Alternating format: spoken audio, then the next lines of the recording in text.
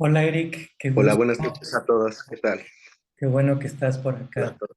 Like. Hola, hola, ¿qué tal? Buenas noches a todos. Ya, ya tenía muchas ganas de estar con ustedes.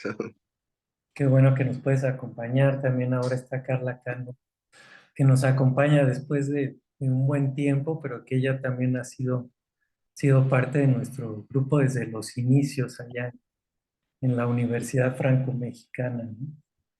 Qué gusto, Carla, tenerte por acá. Ya vienen entrando más, José Luis, Rodrigo, eh, Andrea ya llegó, Claudia.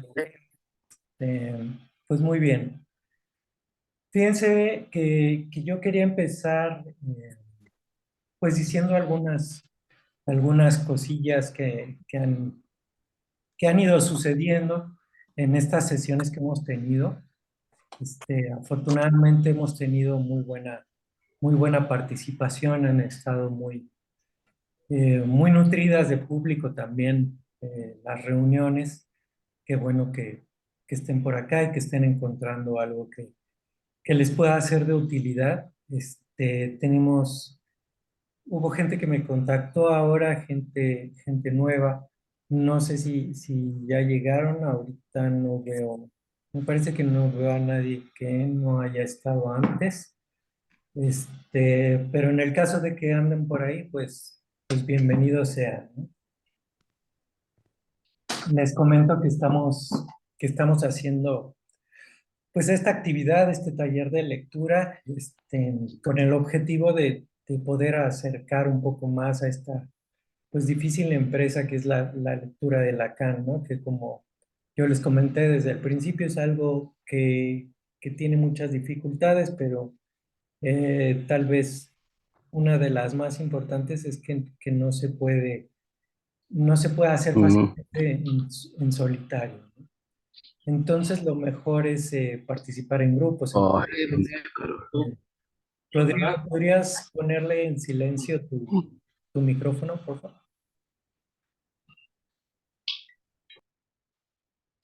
Rodrigo, ¿me escuchas? Ah, ok. Gracias, Rodrigo. sí, Sí, perdón. sí, no te... Perdón, interrumpiéndote. Yo, digamos, sí me acabo de incorporar y me gustaría comentar, agradecer, que nos hayas tomado en cuenta, ¿no? En tu nota, porque sí, de repente como que despegaron mucho y y pues yo no leí nada de eso que comentaron, ¿no? Pero fíjense que platicando con mi esposa que es psicóloga, me preguntaba, ¿no? Oye, ¿y de qué te está sirviendo ese, ese taller, ¿no? Y bueno, yo comento un poco mi situación. Doy un taller literario en el psiquiátrico de Tabasco, en Villahermosa. Entonces, estuve 9 meses y recopilé testimonios. Entonces yo le decía, creo que me puede servir para entender un poco más esos testimonios. Ese sería mi comentario. Sí, pues precisamente, Rodrigo, muchas gracias por tu participación. Efectivamente, yo les hice llegar un comunicado. En primera tenía yo la idea de hacer eso, ¿no? Desde la sesión primera que tuvimos, solo que por tiempo la primera vez no pude y lo hice hasta esta segunda sesión. Y mi idea era mandar como una especie de minuta, ¿no? De lo que se había visto en la sesión y todo, como para mantener al grupo activo, que todos estén al tanto, porque luego también pasa que la gente empieza a dejar de asistir, se olvida y todo, ¿no? Entonces, un poco para motivar que la gente se mantenga, que hagamos un grupo, que podamos seguir todo este recorrido juntos y que podamos aportar todos, pues también lo envié y lo tenía programado desde el jueves anterior a ese lunes que lo envié. Sin embargo, unos días después de la última reunión, pues estuve recibiendo algunos mensajes, ¿no? Y por un lado, hubo una persona, digo, no voy a decir sus nombres, pero muy amable, muy amablemente se pusieron en contacto conmigo, dos personas por separado. Primero una me comentó, pues que no había entendido nada, ¿no? Y bueno, yo le dije, pues no, no te preocupes, ¿no? Un poco desde la primera sesión yo hablé un poco de eso, ¿no? Es algo que sucede con Lacan. Nosotros, aunque pasemos muchos años estudiando esto, luego pasa que de repente abres algún texto, algún seminario y lees algo y te quedas pues en ceros, ¿no? No entendiste nada, ¿no? Entonces, por un lado está eso, ¿no? Por otro lado, pues también me quedé pensando, pues, de qué hablamos en la reunión, ¿no? Y ya haciendo memoria, pues dije, bueno, sí salieron algunas cosas que a lo mejor alguien que está iniciando, pues no está familiarizado, y digamos hasta cuestiones como del mismo lenguaje, que aunque no sean tal vez del todo complejas, al usar un lenguaje, pues digamos como pues lacaniano, ¿no? Alguien que apenas está empezando, pues igual no sabe qué quieren decir ciertas cosas, ¿no? Entonces, por ese lado yo le quería pedir a las personas pues que ya tienen un cierto manejo del lenguaje lacaniano y de ciertos conceptos y de ciertas cosas, que tomen eso en consideración a la hora de participar y tal vez que traten de explicarlo más, ¿no? Pues no que limiten su participación, porque el chiste también aquí es que todos podamos participar.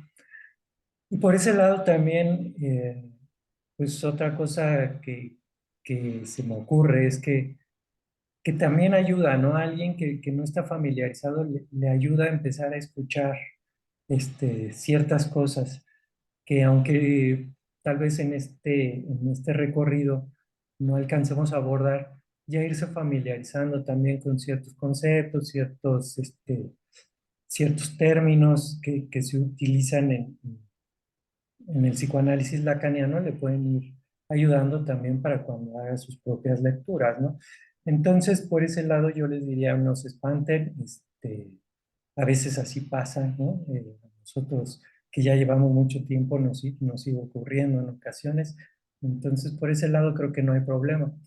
Pero también me contactó otra persona y me dijo, oye, es que pues yo hice la lectura y así como me dice Rodrigo ahorita, pues no venía nada de eso, nada de lo que leí se habló, ¿no? Entonces ahí sí dije, bueno, ahí sí tenemos que entonces apegarnos un poquito más a las lecturas para que, pues, integrar a todos al grupo, ¿no? Entonces, como les decía yo en ese comunicado, pues no adelantemos vísperas, vamos poco a poco. Si ahorita estamos viendo el signo lingüístico, estamos viendo lo que dice Saussure, saquémonos un poquito ciertas cosas de la cabeza, pero no totalmente, ¿no? Porque sí, efectivamente, como yo les hacía hincapié la vez pasada, pues si estamos leyendo a Saussure, y Saussure no fue ni freudiano ni lacaniano, él no tenía nada que ver con el psicoanálisis. Lo cierto es que Lacan agarra ciertas cosas de aquí y no las suelta, ¿no? Y las utiliza mucho, ¿no? Entonces, yo hice hincapié, por ejemplo, en una nota al pie, este, que, que viene en la primera página de lo que yo les dejé leer, ¿no? Que dice, para Ferdinand de Saussure, la lengua es esencialmente un depósito, una cosa recibida de fuera. Entonces, Lacan, ese es un tema que toca y él lo transforma, ¿no? Y tiene esta idea de que a lo mejor, no sé si ya lo han escuchado aquellos que se van iniciando, pero esto del gran otro, ¿no? El otro con A mayúscula, pues como quieran llamarle, ¿no? Se le dice de muchas maneras, pero una de las formas que tiene Lacan de explicarlo, es decir, que es el tesoro de los significantes, ¿no? De donde se toman todos esos significantes. Entonces, es interesante verlo aquí en Saussure, ¿no? Y es interesante también ver las definiciones que da Saussure significante, significado y del signo lingüístico, y si bien Lacan no las maneja de la misma manera, pues sí se apoya en esto, ¿no? Entonces, pues por donde ustedes quieran empezar, yo quería hacer ese comentario como para las dos partes, ¿no? Porque como yo les decía, pues toda participación es válida y a mí pues no me gusta eso de decir, esto no, eso tampoco, vamos a hablar solo de esto. No, yo creo que todos podemos participar, tengamos en cuenta como esas dos partes, ¿no? Aquellos que apenas se inician y no tienen por qué saber nada de Lacan, y los que ya tienen cierto manejo, pues cómo le hacemos para ir jalando a los demás, ¿no? Entonces, pues de mi parte, pues quería empezar platicándoles eso. Y pues los escucho por dónde les gustaría empezar. A mí me parece que incluso desde la primera página que les dije que era en la 90, ¿no? Ahí pues yo ya les había comentado que hay estos detalles del PDF que les envié. Por ejemplo, el índice ubica esto en la página 91, entonces de ahí ya hay como ciertos errores y bueno, tiene varias faltas de ortografía que a veces son molestas, pero creo que se deja leer, ¿no? Y que nos puede permitir trabajar. Entonces, pues sin miedo también los que se están iniciando, pues son bienvenidas todas las participaciones, ¿no? Entonces, adelante, no sé qué encontraron, qué les gustó, qué les gustaría preguntar al grupo. Rodrigo, te escuchamos. Bueno, primero rescatar, yo creo que lo que se vio la sesión pasada también estuvo interesante. Me quedó un poco de duda con el tema del dialecto, pero ahí me gustó también cómo utilizaron las citas, ¿no? Muy precisos y como así como por ahí creo, ¿no? También aprender luego a ir haciendo eso. A mí me gustaría empezar por el tema de la arbitrariedad de la lengua. Por ahí compartí una frase de Sartre sobre como la liberación, ¿no? De poder decir algo que no nos ha sido dicho. Y me he pensado, ¿no? De repente eso de la asociación, cómo es tan normal que las cosas se llamen como se llaman y cómo nos lleva a cuestionar todo, ¿no? O sea, también eso, la percepción, el ojo, el cerebro, y cómo creemos que eso es la verdad, ¿no? La realidad, cuando hay una arbitrariedad desde el principio, ¿no? Que nos dicen mamá, papá. Entonces, me parece interesante como empezar por ahí.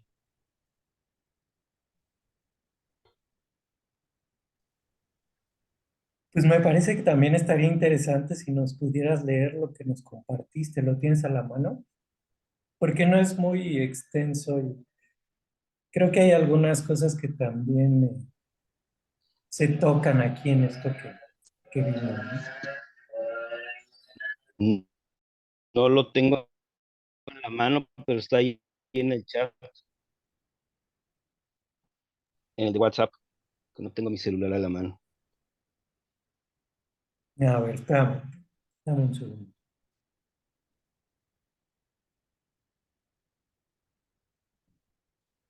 Creo que ya lo localicé. Dice, Sartre tiene una frase que dice, cada hombre es lo que hace con lo que hicieron de él. Esto para mí es una frase de las más fundamentales de toda la historia de la humanidad, porque evidentemente desde que nacemos hacen de nosotros algo. Nosotros nacemos y nos hablan. Nos meten en una lengua y nosotros la recibimos como una esponja. Palabras, palabras, palabras. Cuando empezamos a hablar, ¿qué decimos? Decimos las palabras que nos dijeron. Es decir, no tenemos un lenguaje propio. Solo creemos que dominamos una lengua y esa lengua nos domina a nosotros. Pero alguna vez vamos a tener que decir una palabra nueva. Alguna vez vamos a tener que decir una palabra que sea nuestra y esa va a ser nuestra libertad. Entonces, es cierto el lenguaje que nos condiciona, el entorno sociopolítico que nos condiciona, el inconsciente que nos condiciona. Es verdad todo eso, todo lo que quieran, pero a partir de algún momento tenemos que ser responsables por nuestra vida nosotros mismos, porque somos lo que elegimos ser. Entonces, bienvenida a la frase del maestro Jean Paul, que dice: cada hombre es lo que hace con lo que hicieron. Bueno, pues hay algunas similitudes con esto que estamos viendo, ¿no? Sobre todo en esta página de inicio, en esta parte de cómo la lengua es algo que se impone, algo que se recibe de fuera, ¿no? Algo que antecede al sujeto hablante, ¿no? ¿Qué piensan los demás? Porque ahí hay también varios detallitos, ¿no?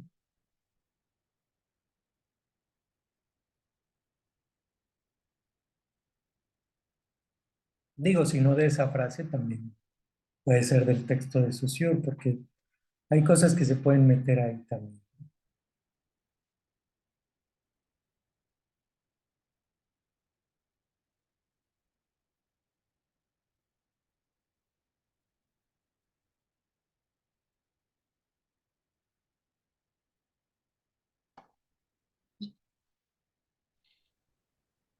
Leslie,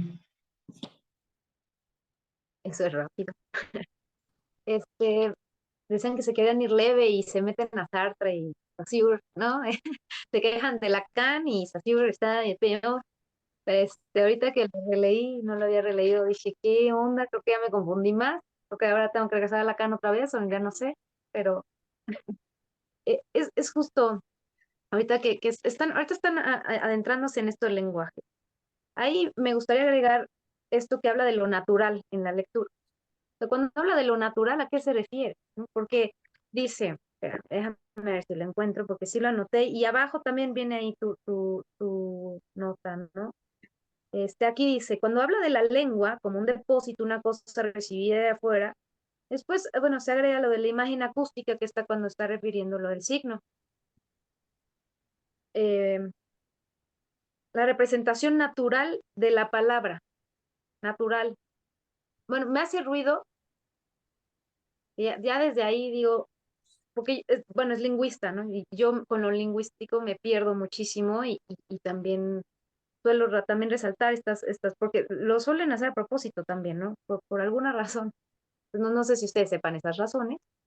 Este, Luego dice, en cuanto al hecho de la lengua virtual, fuera de toda realización por el habla.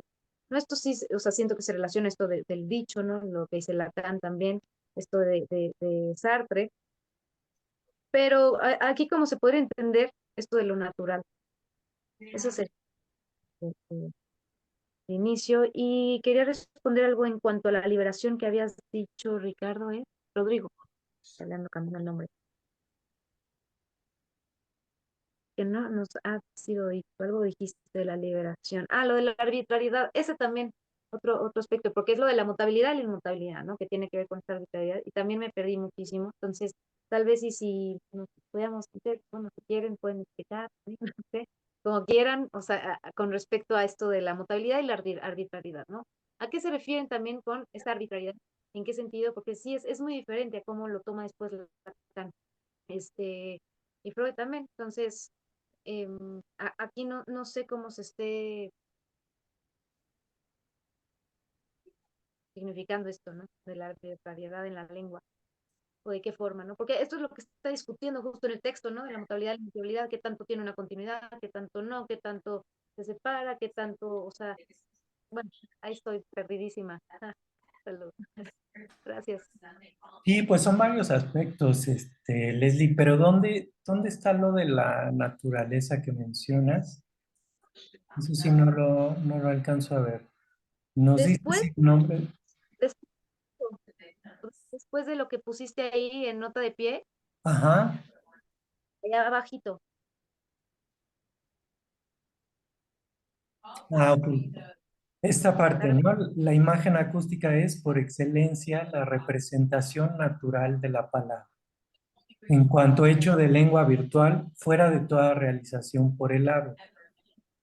Sí, la imagen acústica Bueno, yo creo que aquí se refiere, y no es que yo sea tampoco experto en lingüística, ¿no? La representación natural querría decir, pues esa parte, esa representación psíquica, es que aquí lo que dice Saussure es que la imagen acústica, y eso está arriba de la nota, dice, no es el sonido material, cosa puramente física, sino su huella psíquica. Es decir, eso que pone ahí como la representación natural de la palabra, o sea, la manera en que esa palabra se dice, sería esta cuestión, ¿no? No es nada más cómo se dice la palabra, sino su huella psíquica, ¿no? Como dice, la representación que de él nos da el testimonio de nuestros sentidos. Esa imagen es sensorial y si llegamos a llevarla material, es solamente en este sentido y por oposición al otro término de la asociación. El concepto generalmente más abstracto. O sea, sería esa parte que tiene que ver con cómo se representa ese concepto, a mi modo de entender en esta parte, ¿no? Que serían las dos partes del signo lingüístico, ¿no? Esa imagen acústica y el concepto.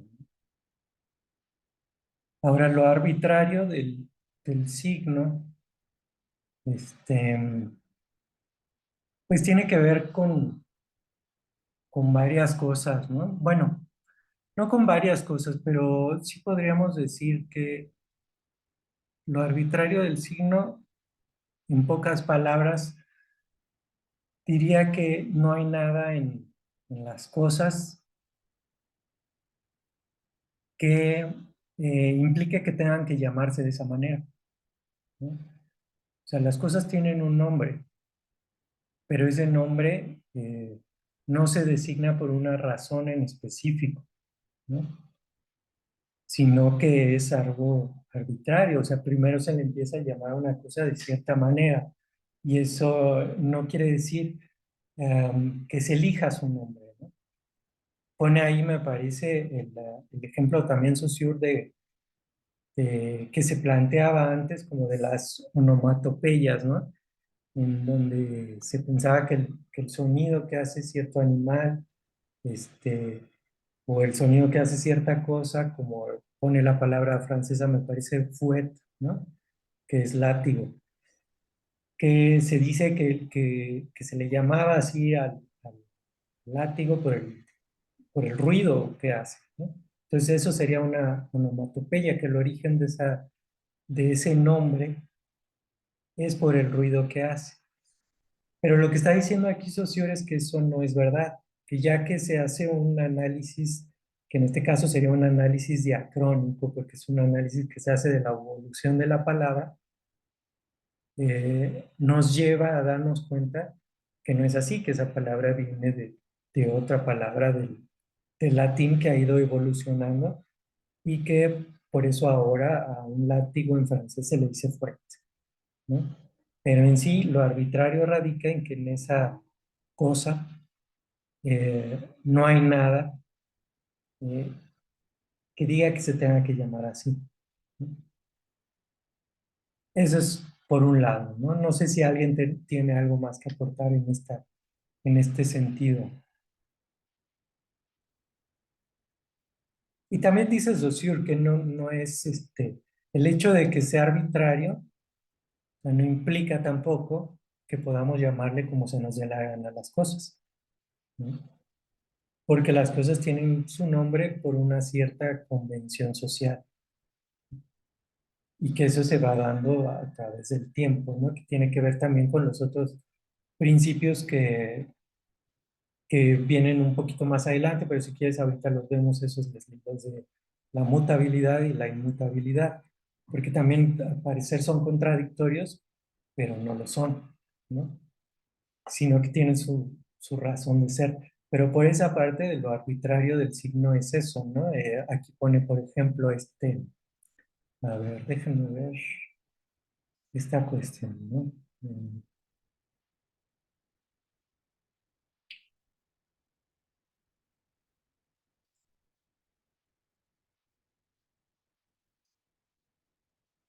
Voy a compartir pantalla y me dicen si se ve, por favor.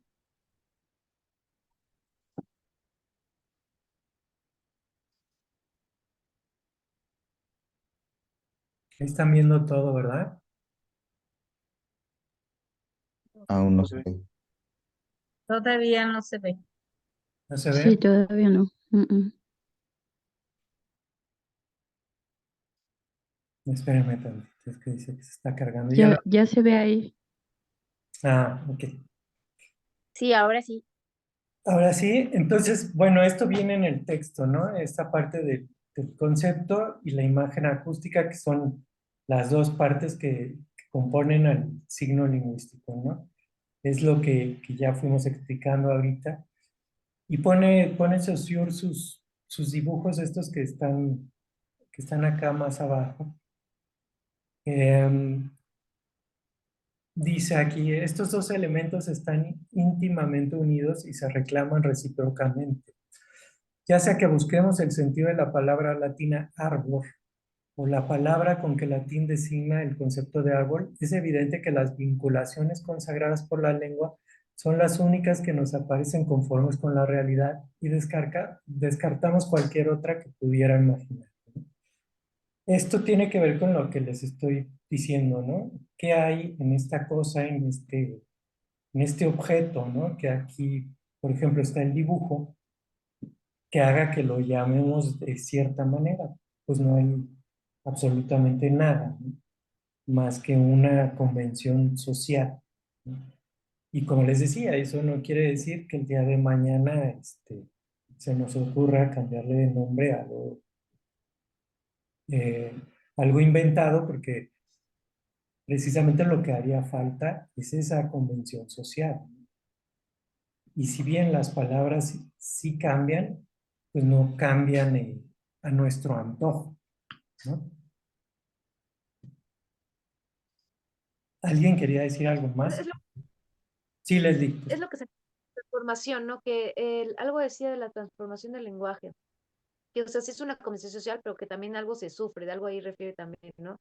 Y que hay si bien lo podemos, ¿cómo decía? Si bien lo podemos transformar, pero aunque no lo transformemos o aun sin que lo transformemos, se va a seguir transformando. Algo así refería, ¿no? También. Y gracias. Pues sí, efectivamente, que es algo que termina por transformarse, queramos o no, ¿no? De entrada es algo que se impone y uno no lo elige, ¿no? Tú no eliges qué lengua vas a hablar, ¿no? Sino que tienes que insertarte en esa lengua, tienes que hablarla, ¿no? Y lo que dice Saussure, que también es algo importante, que o sea, tú tampoco te das cuenta de que estás hablando esa lengua. Entonces, también un cambio caprichoso no es algo que suceda con frecuencia, porque la gente por lo general está satisfecha con la lengua que habla, porque no es algo que se cuestione, ¿no? Nadie se cuestiona si está bien o mal hablar el idioma que habla, ¿no? Su lengua madre.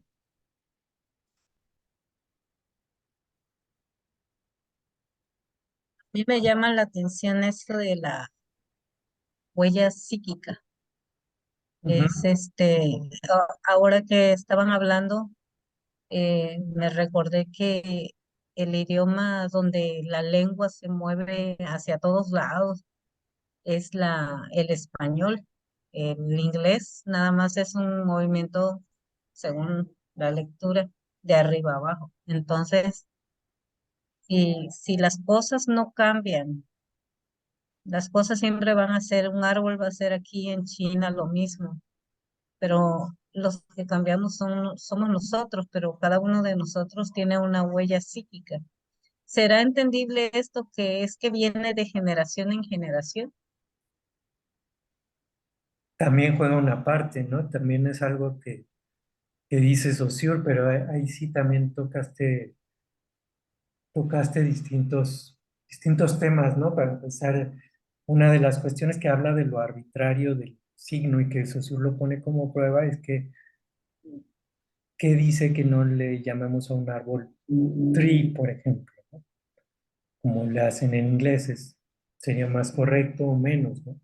Simplemente es una palabra distinta, pero hay una convención social entre todos los, bueno, entre los hablantes de inglés,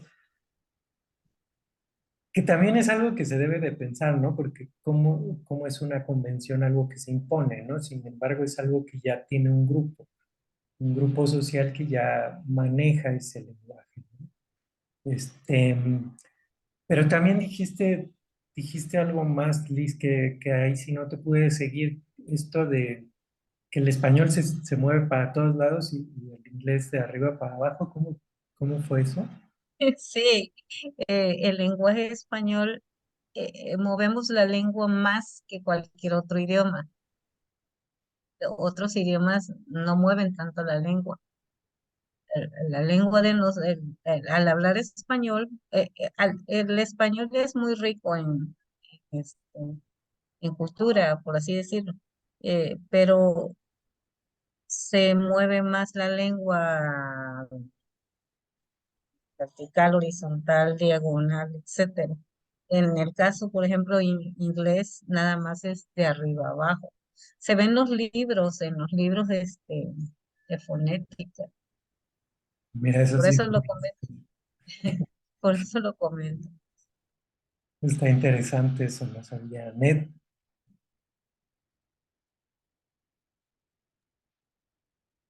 Hola, yo también me quedé pensando en la huella psíquica y eso me hizo un poco repetirme a Freud porque lo pensé huella psíquica y lo pensé como las huellas némicas, ¿no? Que tiene que ver con la memoria y con esta cuestión que Freud dice tanto en el proyecto como en la interpretación de los sueños, ¿no? Y que Freud habla sobre este aparato psíquico. Eso por una parte. Y lo segundo es sobre lo que estaban diciendo de la convención y algo habían tocado sobre el lenguaje. El lenguaje, pues dice Saussure que sí tiene una parte social, pero también tiene una parte individual. Entonces no se puede desprender uno del otro. Están llevados de la misma forma y es complejo, pero se llevan los dos. A diferencia de la lengua, que la lengua sí es más bien como una cuestión, sí, por convención social, pero también la lengua se da para el intercambio comunicativo y se da porque todos los hablantes de esa comunidad pueden emplearla para ese como fin o intención. También quería comentar algo más sobre, bueno, es que habla más sobre la lengua y sobre los sonidos, que me pareció muy interesante como el sonido, pero eso es como unas páginas después, por algo que me interesa sobre la lengua y el lenguaje.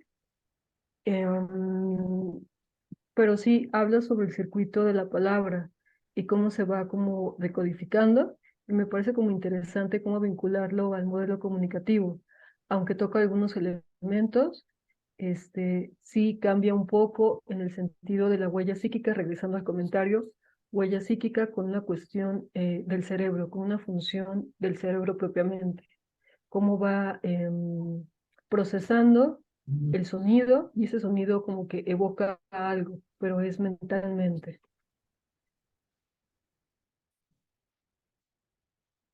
sí, gracias, Anet. Sí, fíjate que eso de la huella psíquica, antes de darle la palabra a César, pues yo creo que en este curso pues lo explican de una forma muy sencilla. A mí es algo que me gusta de leer el curso de Saussure, ¿no? Dice aquí, me parece, pues algo muy sencillo de esto de la huella psíquica, porque a lo mejor uno que ya anda metido en estas cosas, el psicoanálisis y todo eso, puede llegar a pensar otras cosas y tal vez irse muy lejos y complicarse un poco las cosas, pero aquí, como lo dice, el carácter psíquico de nuestras imágenes acústicas aparece claramente cuando observamos nuestra lengua materna. Sin mover los labios ni la lengua, podemos hablarnos a nosotros mismos o recitarnos mentalmente un poema. Y porque las palabras de la lengua de la lengua materna son para nosotros imágenes acústicas, hay que evitar el hablar de los fonemas de que están compuestas. O sea, ahí lo que Saussure hace, bueno, es que no me gusta decir lo que Saussure hace porque como él no lo escribió, pues es difícil adjudicarle cosas, ¿no? Pero es eso, muy sencillamente, ¿no? La imagen acústica es algo que se da en ese nivel, ¿no? En el nivel psíquico. No quiere decir que yo tenga que estar verbalizando, vocalizando todo lo que estoy pensando. Sin embargo, esas palabras pueden estar en mi mente. Ahora sí, César, disculpa, adelante. No, solamente un comentario que quería como leer un pasaje que me parece muy importante del texto, pues, del curso de lingüística. Está en el apéndice, es el capítulo 4, muy Ajá. importante. Se llama el capítulo Representación de la lengua por la escritura. Ujú. Vámonos. Fíjense nada más lo que dice, ¿eh? Tú tienes el libro físico, ¿verdad, César? Sí, sí, César, no sé, dice, así se llama, si le ponen en el PDF, César, representación de la lengua por la escritura, seguramente ahí lo encuentran. Es que es muy importante este capítulo, me parece muy... A ver, perdón, César. Sí.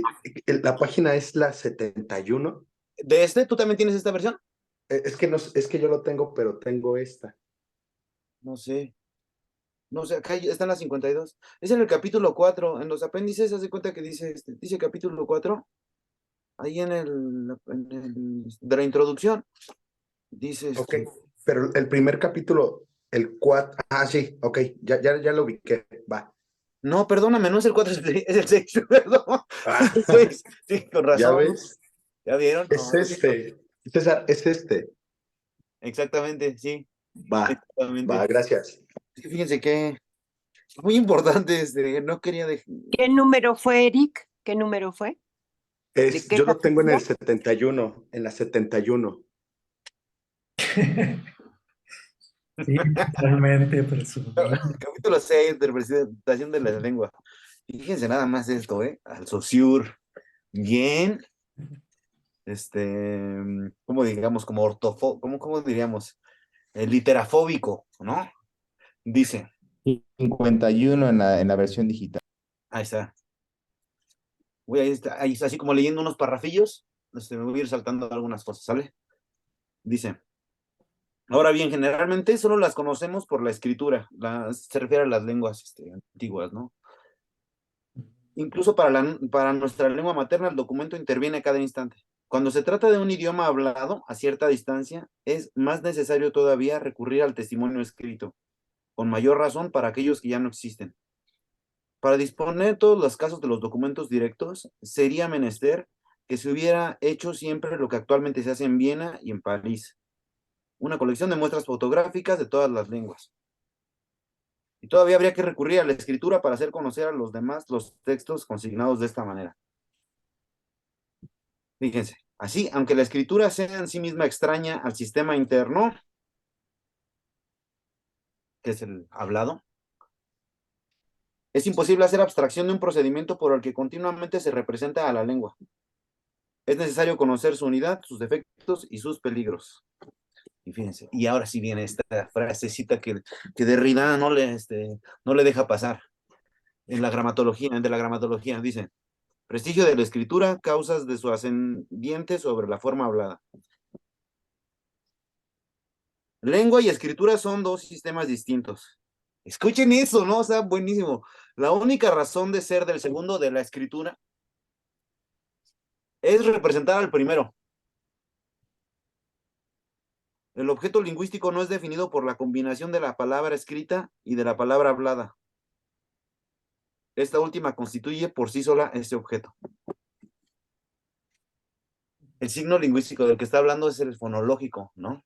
De ahí todas las críticas a la foné y todo ese asunto que tiene con Derrida. Pero la palabra escrita se mezcla tan inminentemente a la palabra hablada de que es imagen. O sea, porque aquí es clarísimo. La palabra escrita es un representante, una imagen Por eso dirá Derrida que es significante del significante. Pero la palabra escrita se mezcla tan íntimamente a la palabra hablada de la esa imagen que termina por usurpar el papel principal. La escritura termina por usurpar el lugar principal de la foné, ¿no? Y se llega a dar a la representación del signo vocal tanta y más importancia que al signo mismo. Es como si se creyese que para conocer a alguien vale más mirar su fotografía que su rostro. Es muy interesante esto, o sea, porque pues esto, pues ¿qué año es esto? Pues Pues no esto sé es qué principios de año. 1900, ¿no? ¿Cómo? Ajá. O O sea, sea, Saussure murió en 1911, me parece, o en 1911 fue el último curso que dio, y entonces después hicieron el libro, pero creo que lo hicieron como hasta el treinta y tantos, ¿no? Pero el último curso en el cual se basa este libro fue en 1911. sí, pues está, o sea, está fuerte porque si uno pone en perspectiva que o sea, este abordaje es una de las avanzadas, digamos, de la lingüística, el lugar que tiene la escritura en ese momento, pues es ¿no? De secundario totalmente. Este, esto Sí, basta para, eso es un perdón. buen punto, César, porque justo es algo que sorprende mucho que en este texto, pues leyéndolo completo, nosotros aquí acordamos leer solo una parte, ¿no? Pero si lo leen completo, realmente él no le dedica más de lo que leyó César a esa parte escrita, ¿no? O sea, dice esa cita que leyó César de que, ¿cómo fue lo de la fotografía? Es como, Así está buenísimo. Dice, es como si creyese que para conocer a alguien vale más mirar su fotografía que su rostro. ah, y era también pues la crítica que estaba haciendo Saussure de la lingüística, ¿no? De cómo se hacía el estudio pues de todo lo que se encontraba de escritos, principalmente, ¿no? Porque una Ajá. de las cosas, perdón, les di ahorita toda la palabra, que Saussure introduce, digamos, de cierta manera novedoso, fue esta cuestión del análisis del estado de la lengua, es decir, lo que llama la lingüística estática, me parece que dice, bueno, la lingüística sincrónica, ¿no? El hecho de analizar un estado de lengua, y por estado de lengua se refiere a cómo es la lengua en ese momento, ¿no? Sin tener que irse a la etimología que tendría que ver con lo diacrónico, con la historia y eso, ¿no? Entonces antes solo se hacía el análisis según entendí de lo que dice Saussure de forma diacrónica, es decir, con la historia, digamos, de las palabras. Y es una de las críticas que hace Saussure. Ahora sí, perdón, Leslie, adelante. Iba a comentar algo al respecto, es que es como una lucha que se traen también, ¿no? O sea, es como, no, yo dijo esto y ahora yo digo más que esto, ¿no? O sea, le van agregando. Hasta este momento la crítica sí es como a lo visual, porque algo refiere también en el texto, ¿no? De que pasa de lo visual a lo auditivo, por eso pasa a lo acústico, cuando refiere la huella, bueno, la huella mnémica, bueno, Ética. lo psíquico, ¿no? Ajá. Pues es decir, el significante mismo que ya está mezclado del signo y el significado. El significante, ¿qué es lo que refiere después en el texto? Ya es esto como en conjunto que designaría ya como signo. Pero a esto, él le atribuye lo acústico en respuesta como en oposición a esto que venían hablando de la fonética, la fonía y demás, ¿no? O sea, él creo que él sí le da un peso a la escritura y es algo que también hace Lacan y Freud, porque justo creo que no muchos le habían dado esa atribución o esa validez o esa importancia, como le quieran llamar, ¿no? Y que aquí en el texto también de ahorita que leímos, dice de la escritura algo muy interesante, porque eso también me parece, no podría decirles en qué parte pero Freud y Lacan también se refieren mucho a esto de la escritura, ¿no? Lacan lo vemos como escrituración, ¿no?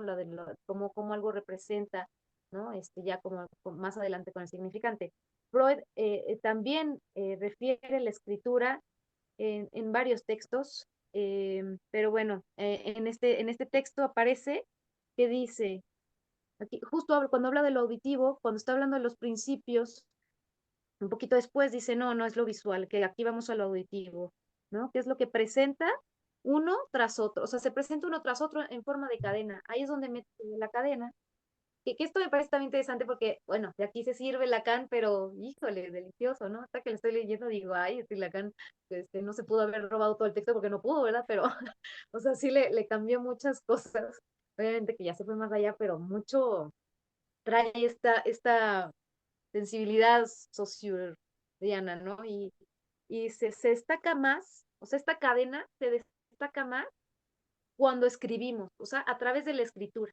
Y luego habla de la sucesión del tiempo, que es sustituida por la línea espacial de los signos gráficos. O sea, es decir, pasa de lo visual, porque dice, ay, lo visual tiene complicaciones. Y luego dice, no, es que lo acústico, es decir, ya cuando habla del significante, o sea, ya como tomando en cuenta adentro, afuera, esta serie de opuestos, y como un conjunto, como que le da ya mayor sentido que solamente lo visual, ¿no? Como que sí, se va muy sobres, ¿no? De algunos, como de Derrida y Arturo, supongo, pero este, quería mencionar esto de lo acústico, que creo que va en relación no sé qué más iba, perdón, me emocioné.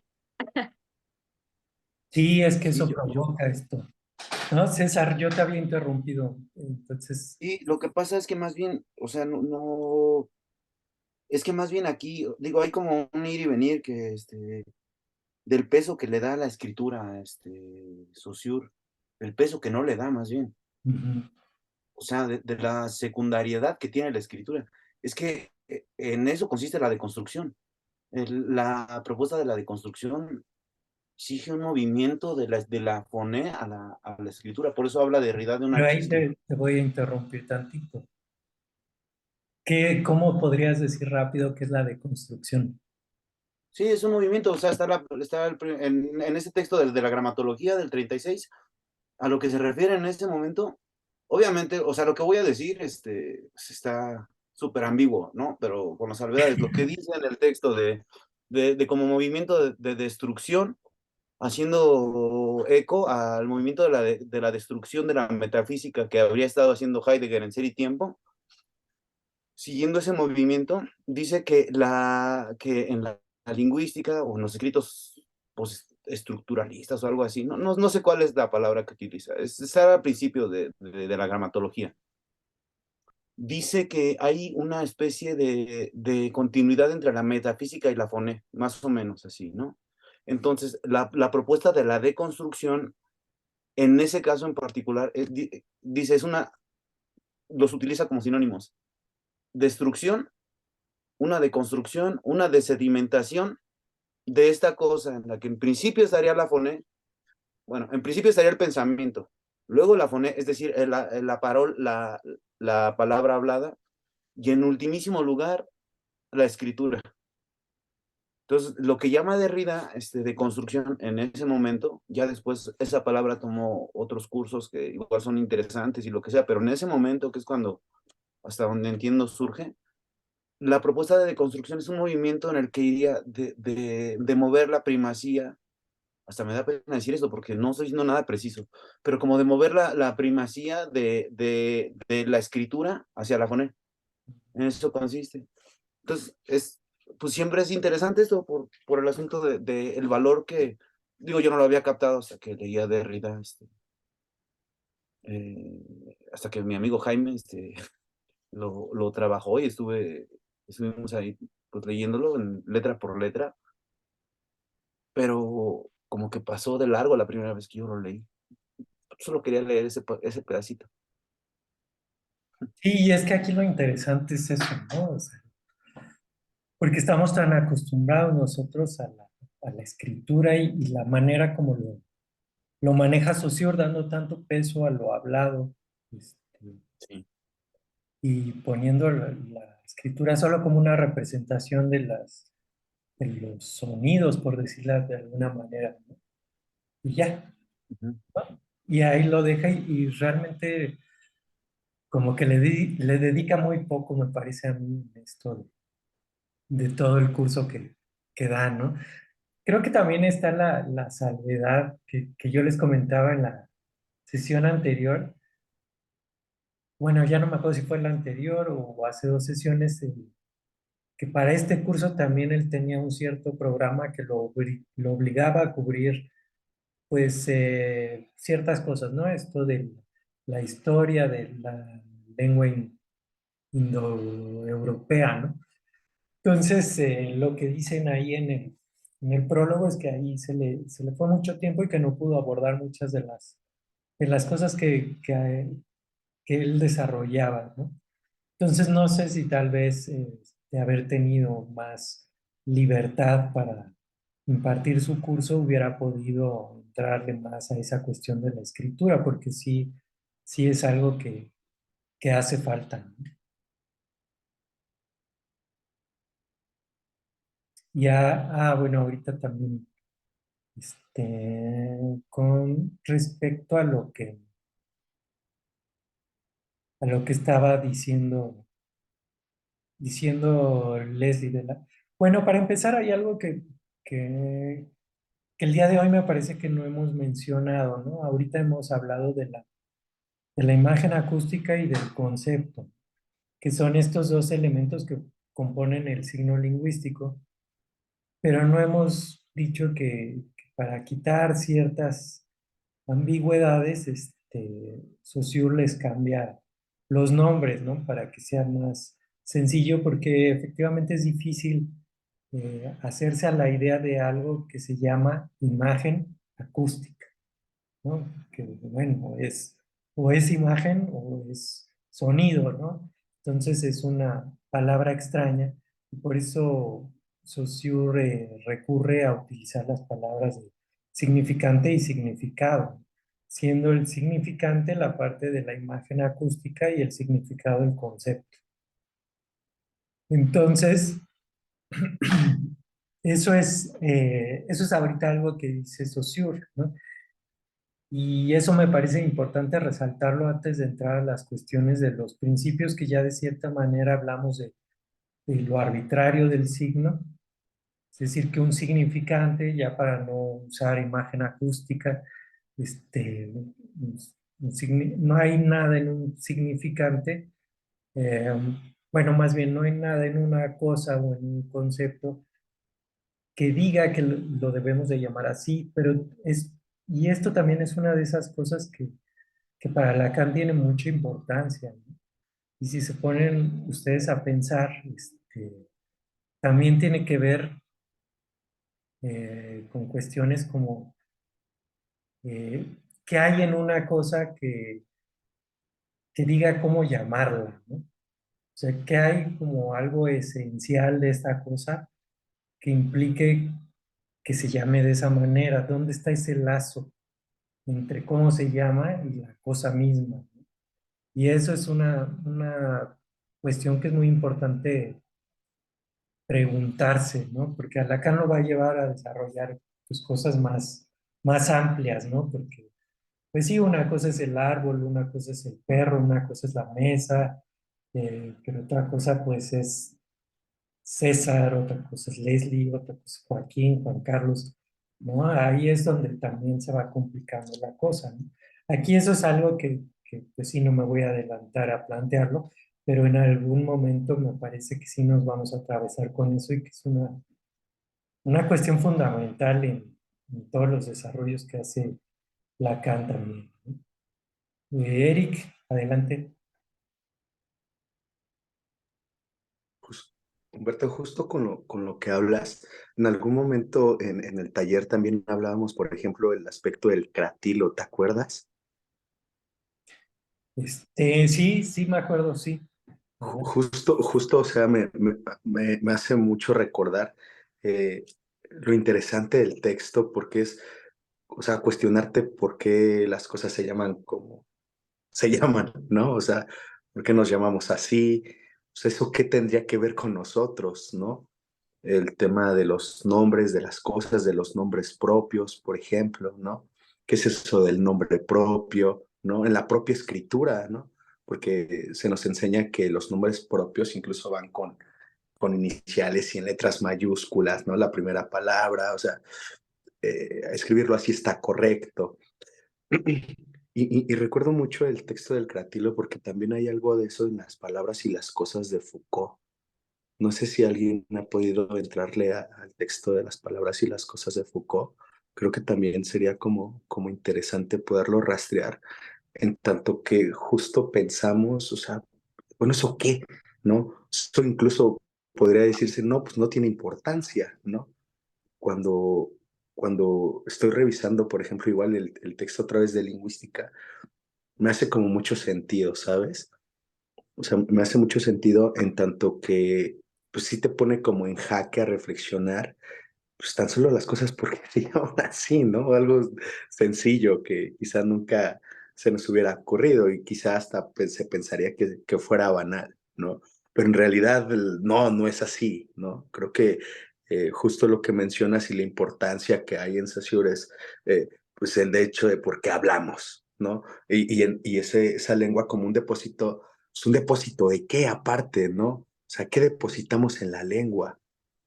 Eso me está bastante interesante, ¿no? Como ese gran otro de que lo mencionaban como tesoro de los significantes. Bueno, eso también, pues, ¿qué nos dice, no? Porque podría ser que eso incluso pareciera que no resuelve las cosas, pero por otro lado sí, ¿no?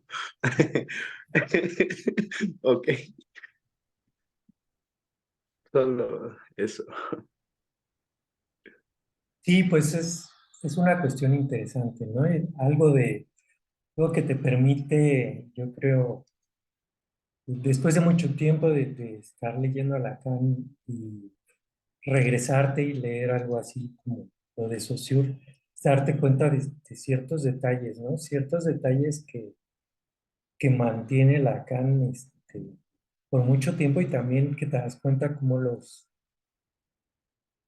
transforma, por un lado, y otros que no te habías dado cuenta que a lo mejor tienen su origen acá, ¿no? Porque también en la primera sesión que hablábamos del retorno a Freud y el retorno a Freud, pues no quiere decir que Lacan se haya regresado a ser el más freudiano de todos, aunque él así lo decía, ¿no? De que creo que en alguna vez dijo que él era el único que había leído a Freud, ¿no?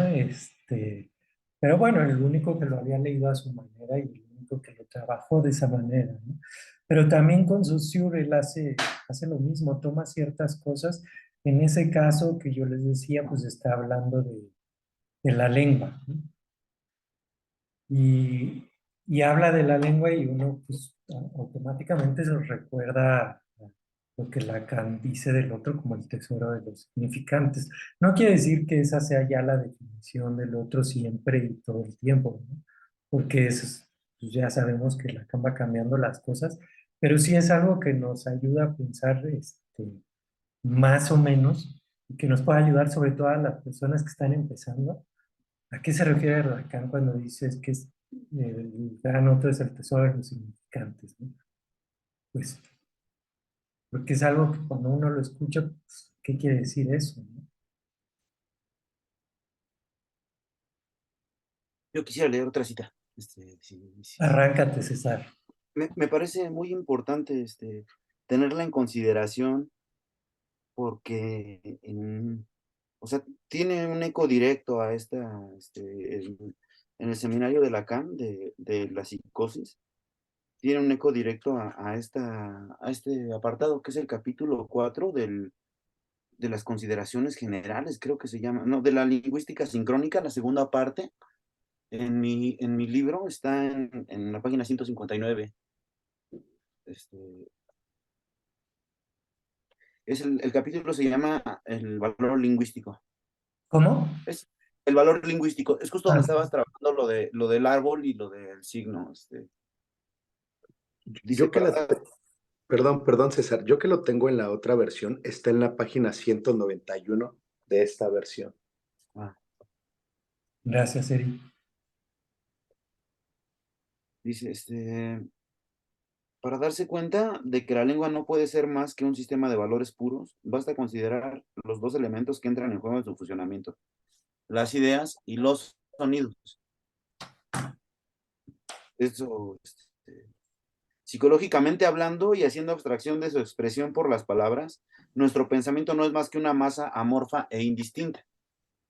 El pensamiento. Filósofos y lingüistas han coincidido siempre en reconocer que sin la ayuda de los signos seríamos incapaces de distinguir dos ideas de una forma clara y constante. Es un poco lo que decía ahorita Humberto. Considerado en sí mismo, el pensamiento es como una nebulosa donde nada está delimitado necesariamente. No hay ideas preestablecidas y nada es distinto antes de la aparición de la lengua. Esto es así, me parece que muy importante. Frente a este reino flotante del pensamiento amorfo, ¿no? ¿Ofrecerían por sí mismos los sonidos entidades circunscritas de antemano? Tampoco, dice. No son los sonidos por sí mismos. La sustancia fónica ya no es fija ni rígida. No es un molde a cuyas formas el pensamiento deba adaptarse necesariamente, sino una materia plástica que se divide a su vez en partes distintas para suministrar los significantes que el pensamiento necesita. Puedes representar el hecho lingüístico en su conjunto, es decir, la lengua, como una serie de subdivisiones contiguas proyectadas a un tiempo en el plano indefinido de las ideas confusas. Y en el no menos indeterminado de los sonidos. Esto es lo que podríamos representar de modo aproximativo. Es en este esquema tan famoso que está acá arriba, que son como dos líneas. Ya. Sí, sí. Dice, el papel característico de la lengua respecto al pensamiento no es crear un medio fónico material para la expresión de las ideas, sino servir de intermediario entre el pensamiento y el sonido. Qué interesante lo que está diciendo. El papel característico de la lengua con respecto al pensamiento no es que la lengua haga un medio fónico para que se coloque en el molde de los sonidos, ¿no? Sino servir de intermediario entre el pensamiento y el sonido. De eso se trata la lengua, dice. En condiciones tales que su unión conduzca necesariamente a delimitaciones recíprocas de unidades. El pensamiento caótico por naturaleza es forzado a precisarse al descomponerse. No hay, por tanto, ni materialización de los pensamientos, ni espiritualización de los sonidos, sino que se trata del siguiente hecho, en cierto modo misterioso, que el pensamiento sonido implica divisiones y que la lengua elabora sus unidades constituyéndose entre dos masas amorfas. Imaginemos el aire en contacto con una capa de agua. Si la presión atmosférica cambia, la superficie del agua se descompone en una serie de divisiones, es decir, de olas. Son esas ondulaciones las que darán una idea de unión, por así decir, de acoplamiento del pensamiento con la materia fónica. No están, o sea, me parece muy importante porque esta cita, yo siento que condensa muy bien como el propósito de Saussure de lo que está trabajando como lengua, ¿no? Como intermediario. Eso era todo. Este sí es el capítulo 4. Sí, exactamente, pero del otro gran Y capítulo. en el Marx segundo. parece que también es el capítulo 4. Ella habla del valor. También es el valor, sí. Sí, como bien dice César, creo que refuerza esa cuestión fundamental de lo que se propone ahí y es de que no se trata de una mera nomenclatura, ¿no? Ajá. Eso es básico. Solo cuando se hace la diferenciación entre significación y valor, entonces uno volvería a hacer de la lengua una simple nomenclatura. Ujú. Sí.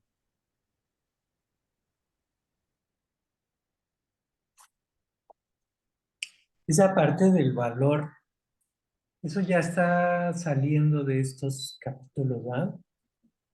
Es que había algo con respecto a eso que yo quería comentar, pero que lo quiero dejar mejor para el final, ¿no? Ese capítulo Disculpe, 4 sí ya viene después, ¿va, César? Creo que sí, lo estoy buscando, ¿eh? Es que hoy estuve revisando, o sea, estuve revisando una parte, pero pues no llegué a tan. ¿Alguien estaba diciendo algo? ¿No? Yo iba a decir algo. No sé si me estoy perdiendo un poco, pero por ejemplo, esta imagen justo es la del seminario 3, ¿no? De Lacan, Justamente. donde justamente de la psicosis y hay un hombre y una mujer, pero justamente ahorita que lo toca Juan Carlos así, me vino a la mente, por ejemplo, el tema de la forclusión, ¿no? Pues ahora sí, Eric, te vas a tener que aventar la explicación porque justo es lo que les estaba diciendo, ¿no? La vez pasada pregunta, me parece que fue de Liz, si no me equivoco. Ella hablaba sobre el papel del lenguaje en la psicosis. Y bueno, estuvimos un buen rato hablando sobre esta cuestión. Si mal no recuerdo, Leslie empezó a comentar sobre la metáfora paterna y esta cuestión de la forclusión sin nombrarlo. Me parece que Leslie no mencionó como tal forclusión la palabra. Pero ya que lo dijiste, Eric, como yo les comentaba al principio, pues hay que acercar a la gente que tal vez no tenga ni idea de qué estás hablando cuando hablas de forclusión. Entonces, pues si lo puedes decir más o menos rápido, ¿a qué te refieres? Para que los demás también puedan. Creo que no va a ser nada fácil eso, ¿eh? No, es que justo es eso, ¿no? O sea, no, así me avientas al ruedo, pero ahí medio voy a tartamudear. Te aventaste solo. Bueno, eh, en el seminario 3 de la psicosis, obviamente Lacan habla del nombre del padre, ¿no? De qué sucede, por ejemplo, qué pasa en la psicosis se agarra mucho, por ejemplo, del caso de Schereber, ¿no? Si ya han podido tener un poquito de acercamiento al caso Schereber, de hecho, a otros casos sobre la psicosis, donde la importancia del lenguaje, por ejemplo, ¿por qué un loco habla y nadie le entiende? ¿No? Por ejemplo, voy a dar como ejemplos muy burdos, ¿no? O sea, al loco nadie lo entiende, ¿no? Pero no es que no lo entendamos.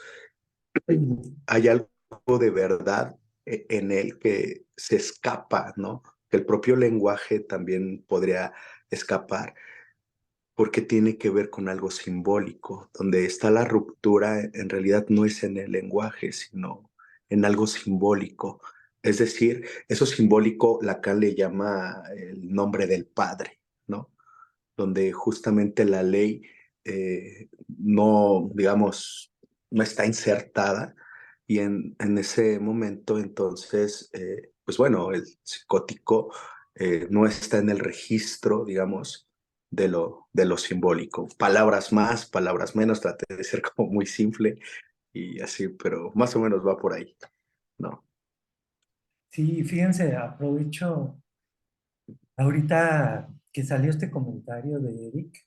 El otro día me preguntaba una compañera que cómo había escogido yo las lecturas que vamos a hacer para este taller y no estuvo fácil, pero lo que les puedo decir, por ejemplo, con lo que acaba de comentar Eric, ahorita la idea es que veamos primero el significante, ¿no? Porque esto es algo muy importante para Lacan, es pues primordial, ¿no? Entonces vemos el significante, después vamos a hablar también de la condensación y el desplazamiento en la interpretación de los sueños de Freud, porque eso también le permite a Lacan desarrollar otros conceptos que son de suma importancia, ¿no? Que tienen que ver para esto que está hablando Eric, ¿no? Lacan habla de la metáfora y la metonimia, en ese caso que comenta Eric, pues ahí se conjugan dos cosas, de las cuales habla Lacan, la metáfora del nombre del Padre, que es una sustitución significante, por decirlo rapidísimo, ¿no? Hay una metonimia también del deseo en ese momento, entonces ahí va el otro concepto.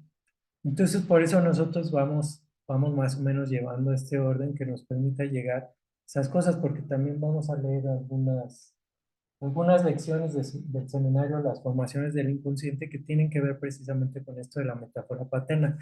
Entonces, también se lo digo para los que ahorita lo escucharon hablar y a lo mejor dicen, pues, ¿de qué está hablando? ¿No? Eso no viene en Saussure. Pues es un camino que va llevando a eso y que esto le sirva a Lacan, diría yo, pues siempre, ¿no? En toda su enseñanza se la pasa hablando de estas cosas, de la metáfora paterna, del deseo, del gran otro, del objeto A, ¿no? Entonces, todas esas cosas me parece que se explican muy bien con la metáfora del nombre del Padre, pero vamos a ir llegando a eso primero sabiendo qué es el significante, ¿no? Y esto del signo lingüístico, aunque no sean exactamente lo mismo que, que dice Lacan, ¿no? Me parece, había quedado pendiente algo también que había comentado Leslie desde hace rato y que ya nos seguimos y no mencionamos, ¿no? Hace rato habló del carácter lineal también que tiene el signo lingüístico, ¿no? Que es el carácter lineal del significante, porque Lacan algo que utiliza mucho es esto de decir la cadena significante. Y veremos ahí, discúlpenme, es que hay aquí hay aquí como una bronca que se está escuchando muy fuerte en mi edificio. No se oye nada ahí, ¿va? Groserías y cosas así. No se escucha. No se escucha. Ah, bueno. Pero queremos escuchar. Oye, es que sí está pesado aquí. En fin, bueno. ¿Cómo le haces para que no se escuche? No sé. Es la magia de la tecnología. Es la acústica. Quieres escuchar menos lo que escuchar. Bueno, sí, entonces, esto del carácter lineal del significante. Esto me parece que lo leyó Leslie, pero es muy importante, ¿no? Entonces, creo que no está de más de leerlo otra vez. Dice, el significante, por ser de naturaleza auditiva, se desenvuelve en el tiempo únicamente y tiene los caracteres que toma del tiempo. A, representa una extensión y B, esa extensión es mensurable en una sola dimensión. Es una línea, ¿no? Por eso también Saussure dice que es fácil ver esto ejemplificado en un texto, ¿no? Son líneas, tal cual, líneas de texto, ¿no?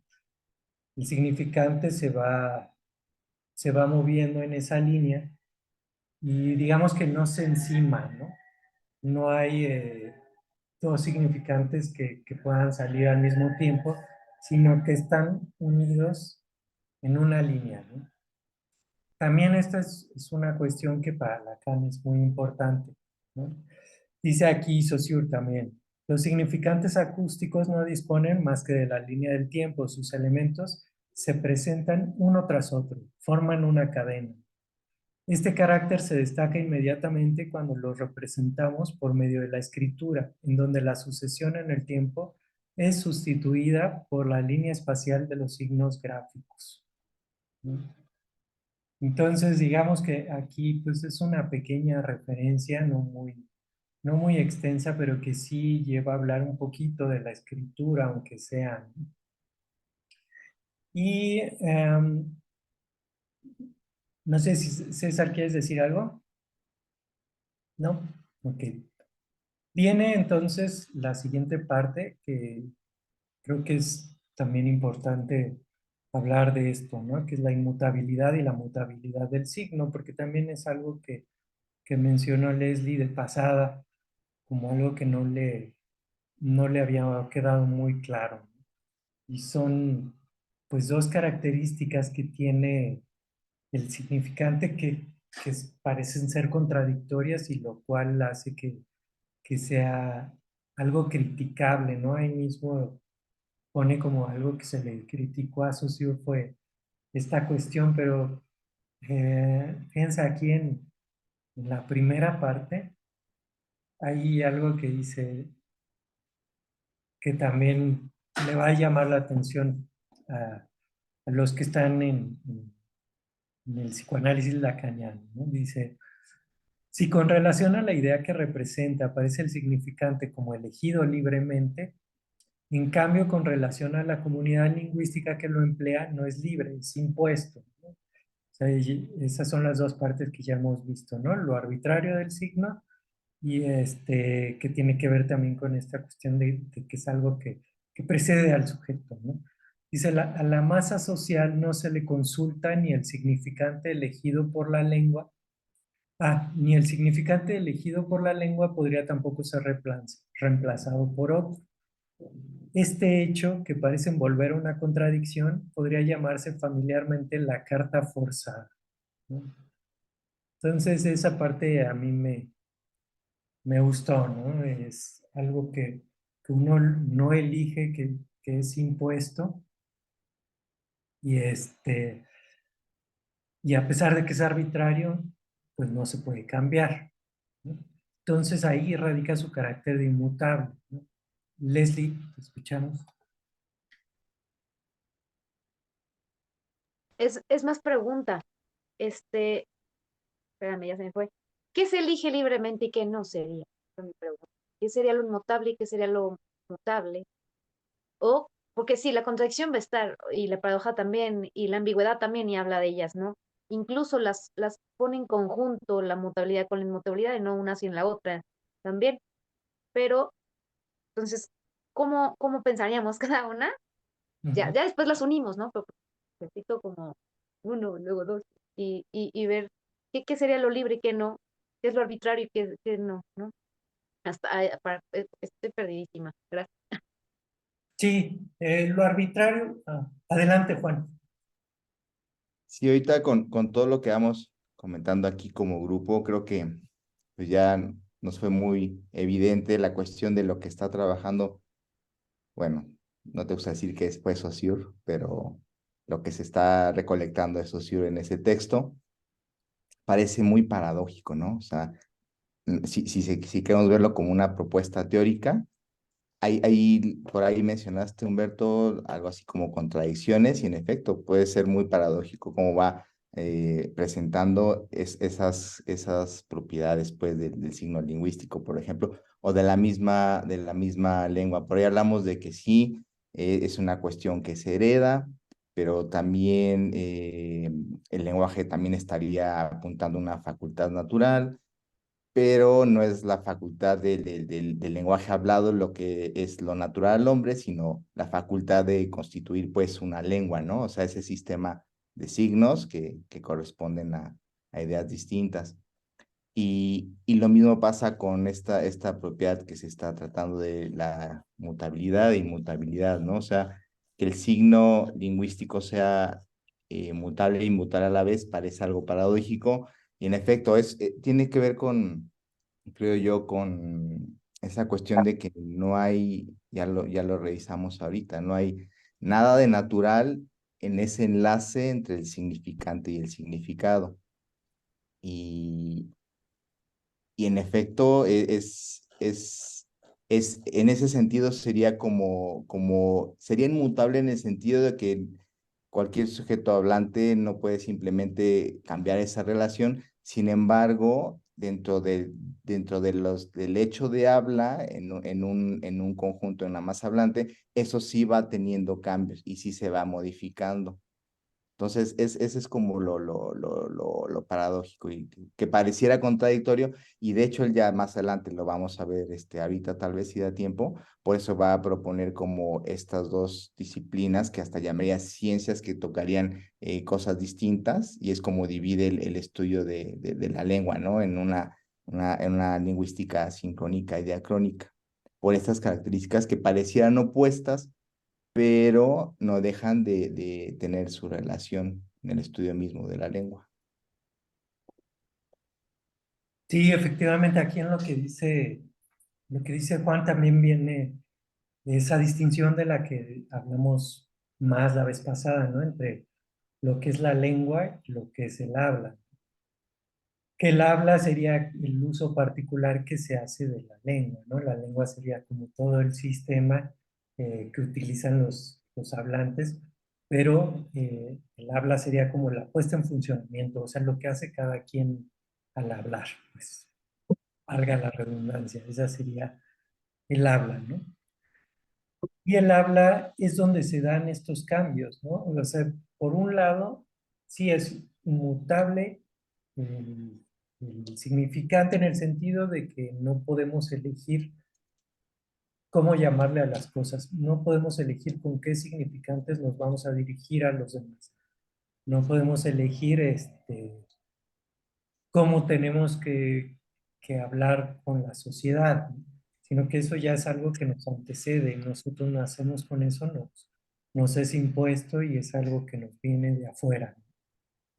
Y nosotros no lo elegimos y por lo tanto no lo podemos cambiar.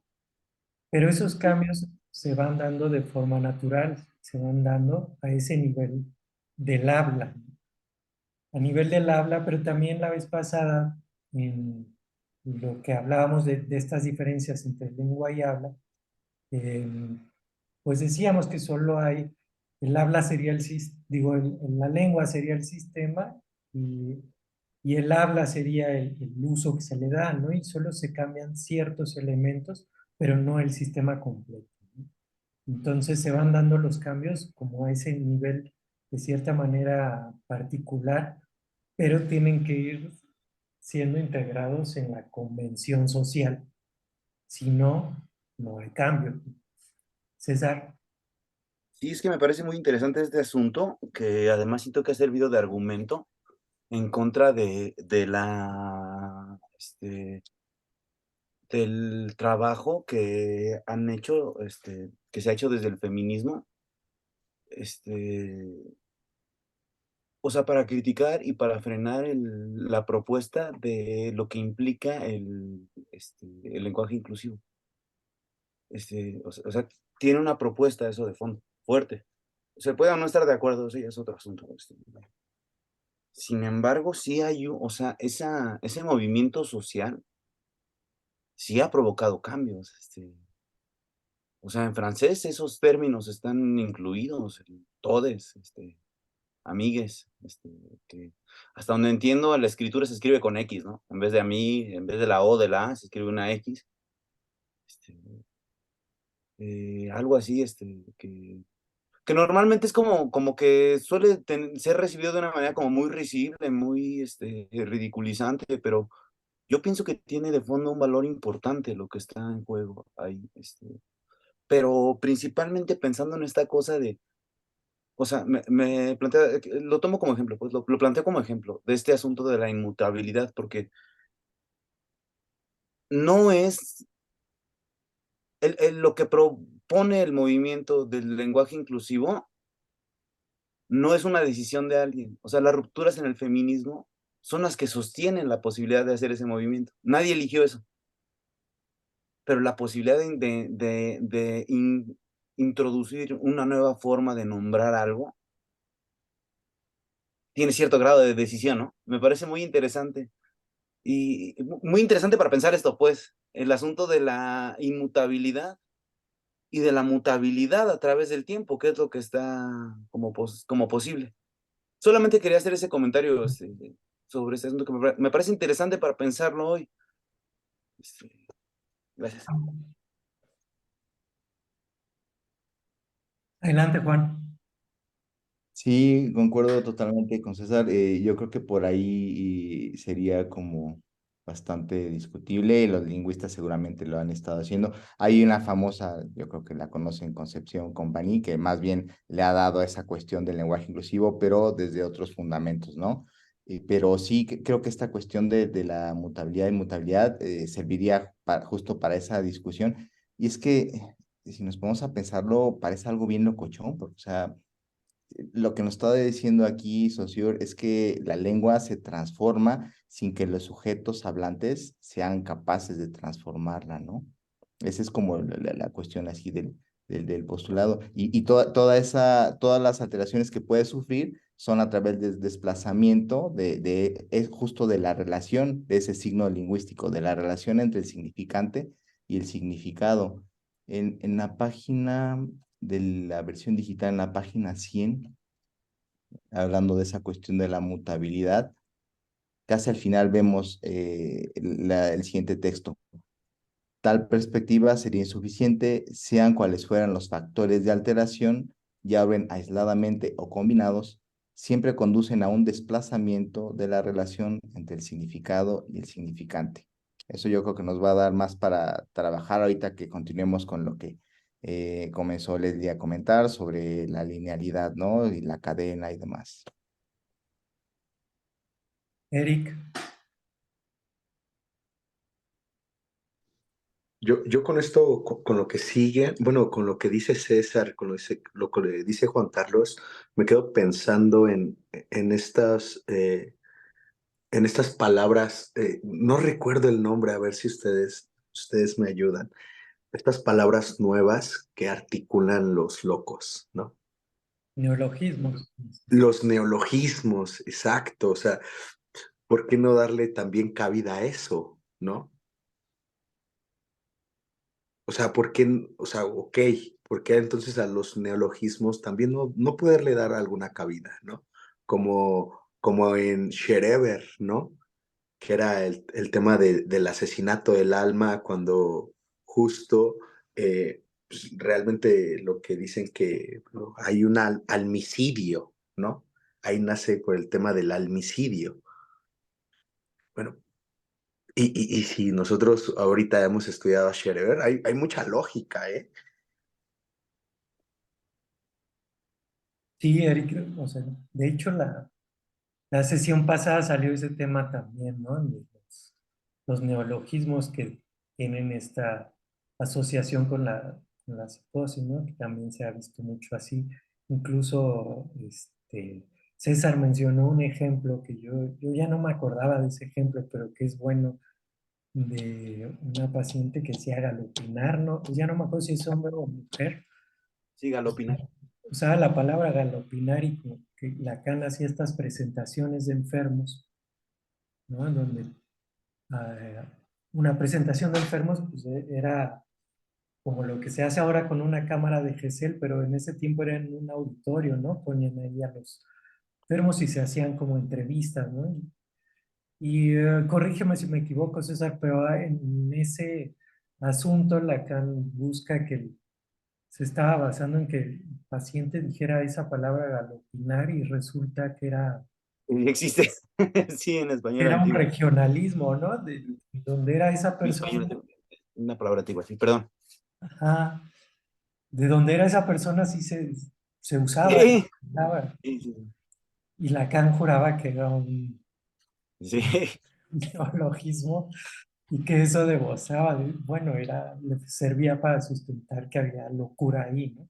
Entonces también por esa parte es algo Ah, que tiene que ver con cierto tiento, ¿no? Sí, sí. justo, justo, por ejemplo, a mí que me gusta mucho el rock, hay una banda que se llama Sigur Rós, ¿no? Y de repente hacen sus rolas que nada más ellos entienden, ¿no? Y en su lenguaje, ¿no? Pero pues está chido su rock, o sea, la gente ya después sacan ahí las letras para casi casi traducirlas, ¿no? Pero, ¿por qué no? ¿No? A eso voy. Sí, de hecho, o sea, también me parece interesante esto que decían César y Juan del lenguaje inclusivo, ¿no? También me pasó en otro lugar que estaba hablando precisamente de esto y alguien mencionó ese tema del lenguaje inclusivo y creo que es muy buen ejemplo, porque por un lado, este, pues no es algo que se puede imponer, ¿no? No puedes obligar a la gente a hablar con lenguaje inclusivo, Exactamente.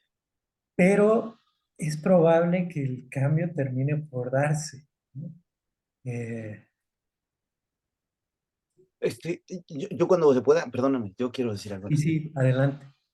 Es que ese es como el asunto que está aquí puesto en lo que decía del planteamiento que hacía Leslie de la pregunta de la inmutabilidad y la mutabilidad. O sea, no es el asunto del lenguaje inclusivo, se estabiliza porque hay gente que, hay personas,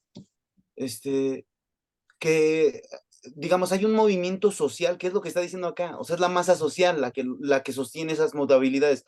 O sea, alguien propone todes, que es una manera de decir, de romper con la ideología del lenguaje, ¿no? Que sea patriarcal, o sea, esto lo digo con respeto, ¿eh? O sea, sí quiero dejar eso claro, no, hay una cierta recepción del psicoanálisis con respecto a esto con la que yo no estoy de acuerdo, o sea, esto hay que tomárselo en serio, es una cosa importante, a mi juicio. Pero bueno, el asunto de pensar es esta cuestión de aceptar el lenguaje inclusivo es por la masa social. Y no digo masa social en sentido despectivo ni de lejos, o sea, porque hay un grupo de personas que no están en condiciones de aceptar eso. Hay algo de eso que los detiene, ¿no? Me parece como que ahí, o sea, me parece un gran ejemplo de un movimiento que estamos viviendo todos, ¿no? O sea, todos los que estamos aquí, de una u otra manera, pues estamos viviendo ese movimiento, o sea, esto tendrá que unos años, unos 20 años, que, porque no creo que haya empezado hace 5 años, o sea, este, ni de lejos, ¿no? Pero, Pero es que, perdón, es que no puedo alzar la mano porque no sé cómo alzar la mano aquí, pero opinaré algo. Ay, sí. Pienso que todo nace de una necesidad. Si desde los orígenes del ser humano no sabemos realmente ni tenemos una prueba de que cómo nació el lenguaje. Podemos ver en los vestigios de las cuevas y demás lo que son la pintura, dibujos, pero realmente el lenguaje no lo sabemos. No hay algo que pruebe cómo nació el lenguaje. Entonces, a través de los tiempos se ha visto, a través de la historia, han nacido y desaparecido lenguas. Entonces, no le veo nada de nuevo a que salgan nuevas cosas, nuevos lenguajes por necesidad social. Entonces, necesidad de ser tomados en cuenta. La mujer, pues, ¿desde cuándo viene luchando por un espacio? Actualmente yo pienso que tocando también las gentes que tienen otra preferencia sexual, también están peleando su espacio y también están inventando nuevos lenguajes. Entonces, esto es como una transición humana y es parte de la evolución, no me parece a mí que sea algo tan, bueno, sí es extraordinario, es evolutivo y como en toda época de transición quedarán algunas en el camino y otras avanzarán, pero claro que se rompen cosas a toda corriente que viene dándose, surge otra y se contrapone y nace otra. Entonces sí es parte de lo mismo, pero sí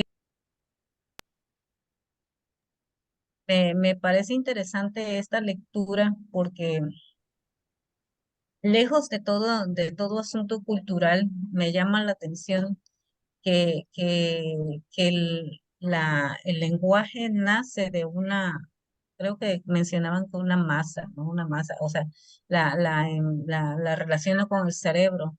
Entonces, nace el lenguaje, pero como decía César, creo que se llama, sí, César, la escritura viene a como algo así como que parece que es una cosa que va a quedar allí, ¿no? Pero viene a ser lo más importante, lo que realmente queda, pero no de todos los seres humanos, sucede que queda de los seres humanos pensantes, de los pensantes, de los que sienten, de los que se atreven a pensar, muy independientemente del lenguaje que manejen o que digan o el idioma que hablen. Creo que lo escrito lo que queda en escrito, ya sea piedras en internet ahora o lo que sea, es lo más importante de cada ser humano porque tenemos fecha de caducidad, nos vamos a morir algún día. Entonces, ¿qué queda? Aunque tengamos fonética, tengamos esto, tengamos lo otro, realmente lo que queda son los libros o quedan escritos en las piedras, en las cuevas. Y prueba de eso es que aquí estamos. Yo realmente no entiendo mucho de esto de Lacan, pero me da una idea de por dónde va. Y si no existieran esos libros, pues no lo podría saber y ustedes no sabrían tanto, ¿no? Entonces sí es la fonética y demás, pero al final es esa parte, ¿no? Lo que se toca, lo que se puede leer. Es mi opinión, no, tal vez esté un poco fuera de foco, pero es lo que pienso. Muchas gracias, Liz. César, No, o sea, solamente yo no es que diga que sea extraordinario, es precisamente lo que dice Liz, o sea, exactamente de eso está hablando Saussure en este capítulo de la mutabilidad y la inmutabilidad, es decir, el movimiento en el lenguaje, ¿no? O sea, yo planteaba ese ejemplo más allá de estar o no de acuerdo, por lo menos sí digo que no estoy en desacuerdo, pero digamos, eso nada más que quede pero eso no importa tanto. Lo único que digo es como, es un ejemplo de mutabilidad, que es lo que está abordando acá Saussure nada más, ¿no? Como que me parece el gran ejemplo el que todos podemos pensar, y que es un desafío para el psicoanálisis ese asunto, hacerle dialogar con eso, pero bueno, ya eso era todo. Juan, Sí, esta cuestión de si cambia o no cambia es volver al tema del factor de una resistencia y a la vez de un desplazamiento. O sea, parece que no hay nada en la lengua que pueda poner un límite en esa elección de sus medios. Es decir, la evolución de la lengua, y por ahí está el capítulo de esto, es una fatalidad, está condenada a evolucionar y no hay nada que pueda hacer para defenderse de todos esos desplazamientos, pero al mismo tiempo produce una resistencia a ese cambio. En la página 102 de la versión digital, justo vemos algo así con esta cuestión de esa ley fatal y la vida semiológica. Dice, pasado el primer momento, la lengua entrará probablemente en su vida semiológica. Se transmitirá según leyes que nada tienen de común con las de la creación reflexiva y ya no se podrá retroceder. Entonces, es de nuevo esto paradójico. Es inmutable, no puede simplemente cualquier individuo modificarla, pero está condenada a la evolución, ¿no? sí, excelente, Juan. Randeni, Hola, buenas noches. ah, Pues yo al revisar justo estos capítulos, igual todo el tiempo me estaba dando vueltas la cabeza con lo del lenguaje inclusivo, o sea, sobre todo en el capítulo, ¿no? De la inmutabilidad y la mutabilidad, y qué bueno que ya hablaron al respecto, porque justo les quería yo preguntar, ¿no? O sea, como su opinión y demás. Igual es algo que a mí me hace tener muchas preguntas, ¿no? Igual no tengo como una postura muy definida, pero al revisar el texto, pensaba yo en esta parte donde habla de la inmutabilidad, en la página 111, la versión que yo tengo, que si incluso alguno de los mismos argumentos de Saussure, me parece que ya los había, una parte tú los habías mencionado, Humberto, no se podrían hasta colocar como argumentos, no sé si se puede decir, hace como favor del lenguaje inclusivo, ¿no? O sea, porque hace ahí referencia en la 111, ¿no? Habría que añadir que la reflexión no interviene en la práctica de un idioma. Esa parte creo que fue la que leíste, que sí, los sí, sujetos son en gran medida inconscientes de las leyes de la lengua y si no se dan cuenta, ¿cómo podrían modificarla? Digo, ok, sí, ¿no? Esa parte la entiendo por un lado, pero justo pensando la parte del lenguaje inclusivo, pienso que hay una intención, que hay una reflexión al respecto, ¿no? Y por lo tanto una propuesta. Entonces creo que ahorita, no sé, eso me hizo pensar, no sé, que hay un momento donde hay un grupo de personas que sí están reflexionando al respecto, ¿no?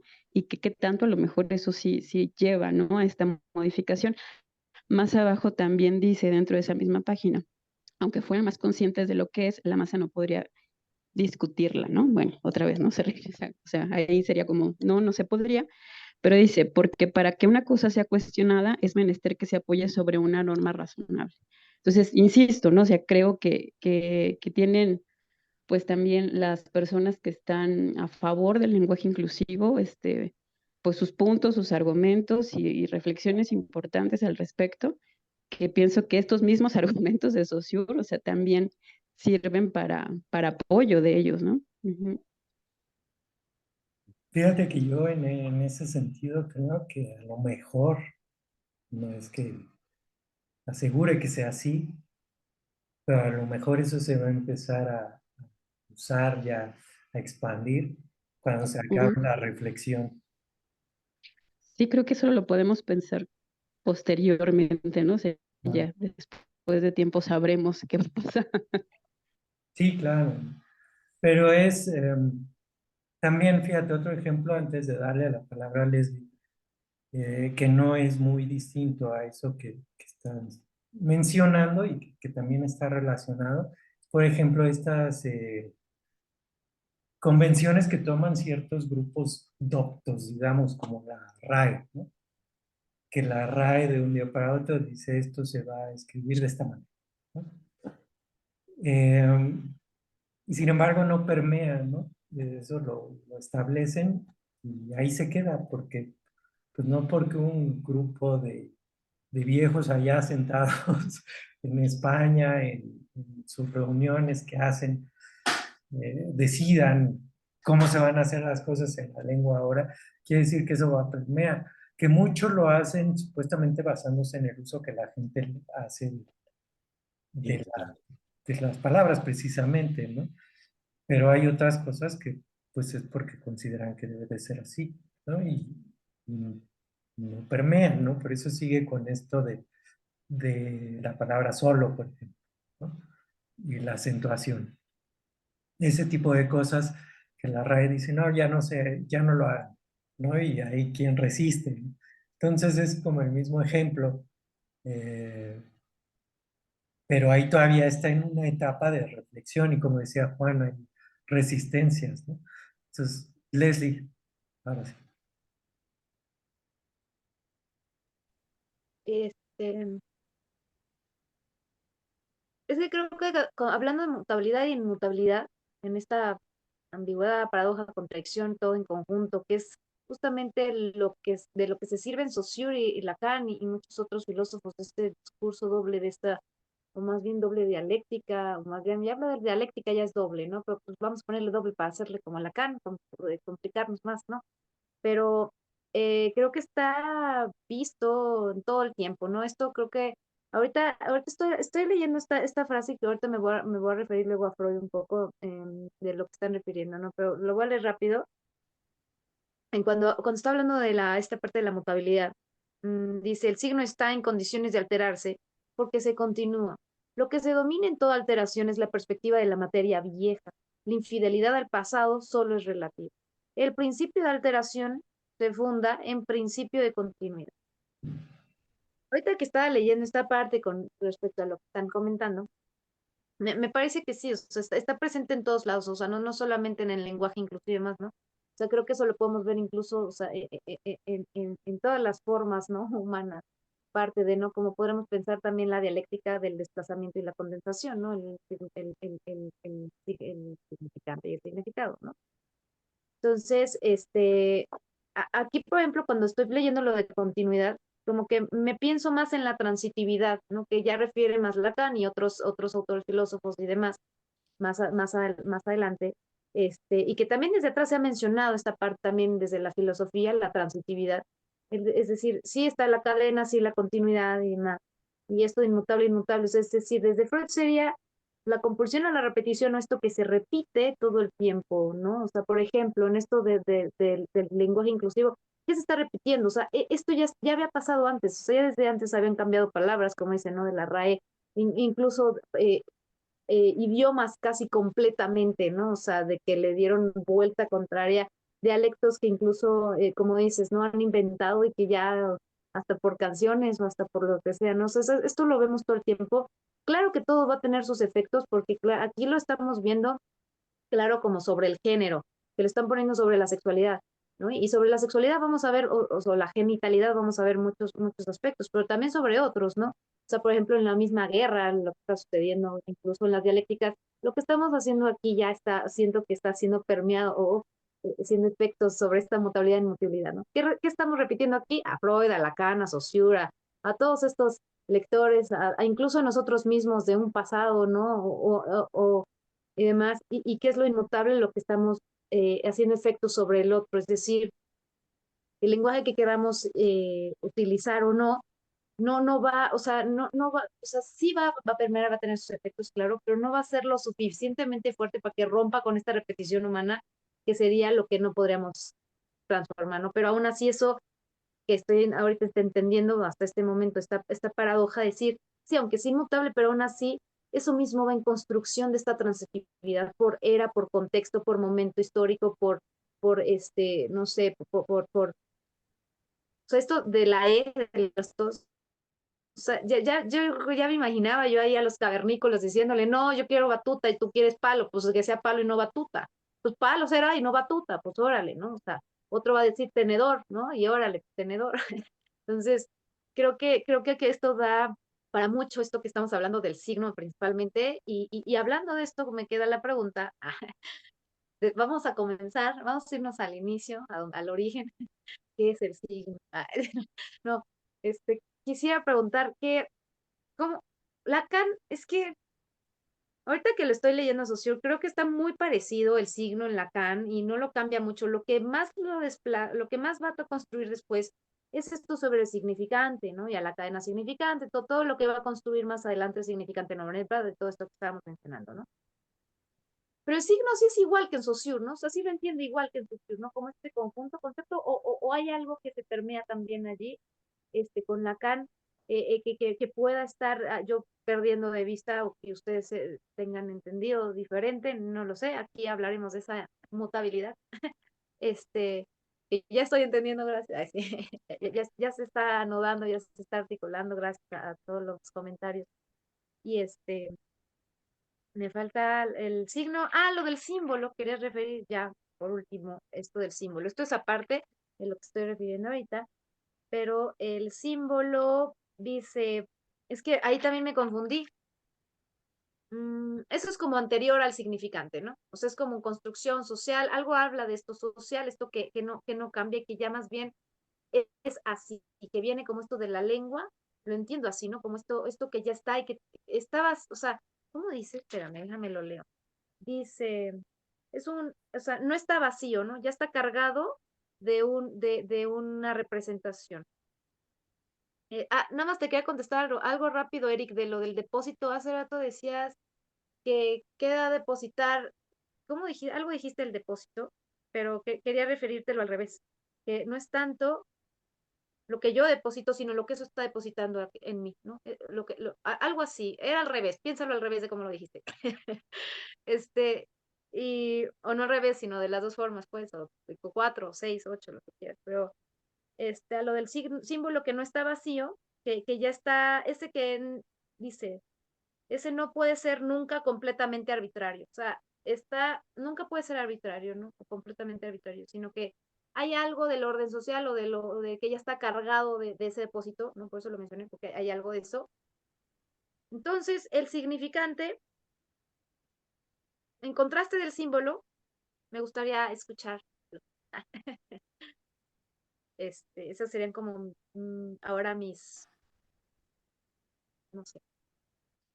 Yo quisiera decir algo al respecto. A ver, adelante, César. Es que sí es importante lo que dice Leslie como para tenerlo en consideración, porque, o sea, pensando en el contexto de que esto, o sea, estamos leyendo a Saussure en su propuesta, y lo estamos leyendo por una razón. En principio, no está, o sea, la propuesta lingüística de Saussure no está terminada, no es la última versión de la lingüística, se toma en consideración, es crucial, pero está ahí. Sin embargo, me parece que la razón por la cual se toma es por lo que hace Lacan. De eso se trata, de una introducción a Lacan, de lo que hace Lacan con esto. Y lo que hace Lacan con esto es que lo transforma. Entonces, por ejemplo, ahorita mencionaste tres cosas que son muy importantes, que son símbolo, significante y signo en Lacan. Son tres cosas que no van a ser las mismas que están aquí puestas, pero sí hay que parar como el oído, porque en Lacan sí se escucha esta cosa de la primacía del significante. Ese es el primer giro que hace con del esquema del signo lingüístico, que está arriba el significado y arriba el significante, lo gira para hacer una primacía del significante y le llama logaritmo. Para empezar, eso le llama logaritmo. Saussure jamás lo llama logaritmo. Eso es lo primero. Signo, dice Lacan, que es una cosa que significa algo para alguien. Por ejemplo, un semáforo, está ahí el rojo y eso sería un signo. En cuanto al símbolo, hay un registro para Lacan que tiene que ver con lo simbólico, con lo que está en el orden del símbolo. En el orden del símbolo está el signo también. Hace una revalorización después. Pero sí es crucial este asunto por el giro que se va a dar, porque ahorita estamos leyendo a Saussure, pero Lacan hace con él una transformación profunda. Entonces, el asunto de tomar el significante con lo que se puede operar en el análisis es determinante en Lacan. Digo, por esta pregunta. Y sí es muy importante esta diferencia con respecto a Saussure. Digo, por lo que dices, pero eso es todo.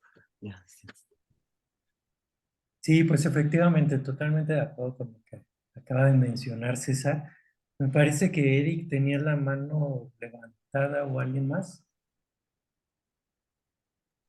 Sí, sí, justo, bueno, es que si no sería retrocedernos, ¿no? Pero yo también pienso el tema de la inclusión, o sea, sí sé que hace cosas y se formulan ahí cosas, pero creo que entonces, si damos cabida a eso, pues hay que darle cabida a todo, ¿no? De cierta manera. El tema de la guerra, por ejemplo, es algo que a mí me interesa muchísimo. Lo que dijo Leslie, yo también lo pienso, o sea, ahorita el tema de las lenguas que están ahí en lucha, en realidad, ¿no? ¿Qué puede llegar a eso? ¿No? O sea, ¿qué llega a eso? Las cosas creo que también no van como nada más, las menciona y ya se dan, ¿no? O sea, en realidad no creo que también vayan por ahí porque Feti Ben Slama justo lo rastrea él que está ahí justo en la franja, rastrea estos discursos.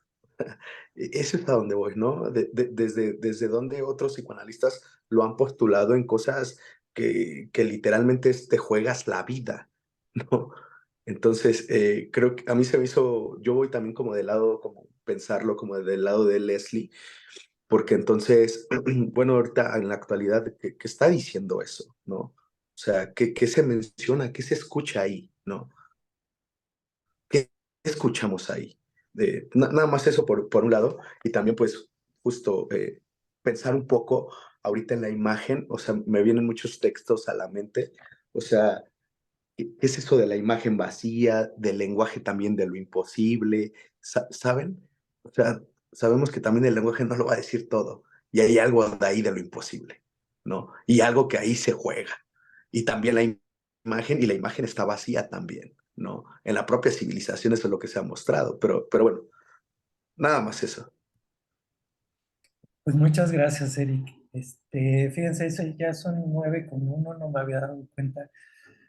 Vamos a dejar por hoy aquí, si les parece. Yo creo que la próxima sesión podemos ya solo ver si quedaron dudas respecto de este capítulo, pero yo pues les sugiero ya empezar con lo siguiente, ¿no? Que serían los capítulos que tienen que ver con la condensación y el desplazamiento en la interpretación de los sueños. De todas maneras, yo les envío comunicado como la última vez y cualquier cosa, cualquier pregunta, cualquier duda, cualquier sugerencia, como lo hicieron los compañeros la última vez, eh, pues háganmela llegar y le damos cabida, ¿no? El chiste es que hagamos grupo y que le vayamos entrando todos a esto, ¿no? Muchas gracias a todos los que participaron. Sí, Humberto, antes un poquitito, en cuanto al signo, yo quiero sostener la pregunta también. Parece ser que va a haber otros momentos en Lacan muy posteriores donde se aborda el signo de otra manera. Yo no sé cómo, pero parece que hay algo así. No es algo muy que se cierra ya ahorita, ¿no?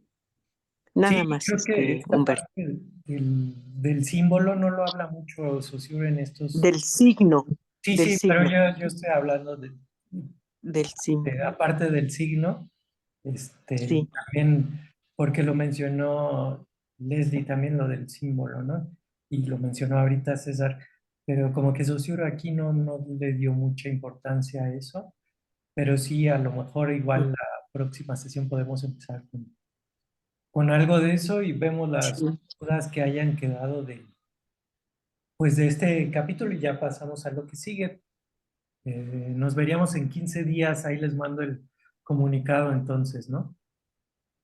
Muchas gracias, Humberto. Gracias. Muchas Gracias a gracias. Qué ustedes, gusto. Gracias. gracias a todos por Gracias, Humberto, gracias. estar muy bien. Chao. Gracias. Chao a todos. Buenas noches. Gracias, buenas noches. Gracias. Hasta luego. Hasta pronto. Gracias.